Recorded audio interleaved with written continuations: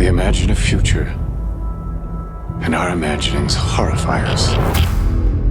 In the case of this film, I wrote the script in the first person. It's the only time I've done that. It made it clear to anyone who read the script that we're on this ride with Oppenheimer. It was very unusual. It took me a minute to actually comprehend. And then I realized, oh, that's a huge responsibility. I don't know if we can be trusted, but I know the Nazis can't. Cillian playing Oppenheimer was the centerpiece of the film, but I knew that he was going to need the most extraordinary ensemble around him. Let's go recruit some scientists. If Chris Nolan calls you and says that he'd like to meet with you, like, I don't care what it is. You'd be mad to say no.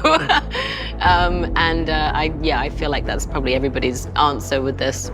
From the second I read the script, I knew that he had a very acute vision, and if he were able to render that vision, that this film would be a masterpiece. All America's industrial might and scientific innovation connected here. Keep everyone there until it's done. It feels to me like every single character is significant because they're all historical figures of consequence. There's a chance when we push that button, we destroy the world. Chances are near zero. I tried to familiarize myself with Groves and the history, and then talk to Chris about what he needed from that part. Groves was almost like a kindergarten teacher in some respects because these scientists were so eccentric and not necessarily trustworthy. I mean, if you're looking from a military perspective. Why would we go to the middle of nowhere for who knows how long? Why?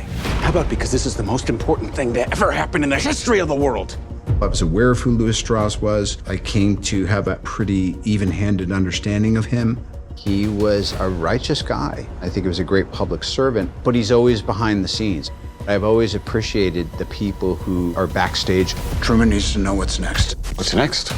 With Kitty Oppenheimer, what I really was drawn to is she refused to conform to the sort of feminine ideal of the time. She had this defiance against the system that felt so modern.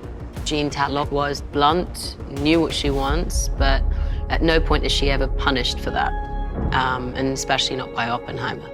Theory will take you only so far. Oppenheimer sees things in sort of different dimensions. Physicists operate on a completely different level than we do, and I think sometimes it's a burden. So I was really interested in that. What we were looking for was a remarkably centered performance, the heart of the film, but also an ensemble piece.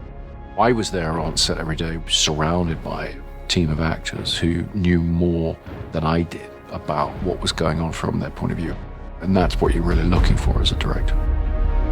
It's a profoundly moving and overwhelming experience watching it, because you feel so compelled to watch what's happening with these people and how they're drawn into the biggest of moral dilemmas and what they're wrestling with, all of the characters. With the sound design and the score and the emotionality of it, this is not a film, this is an experience.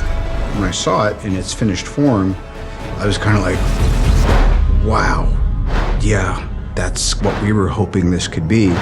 The world will remember this day.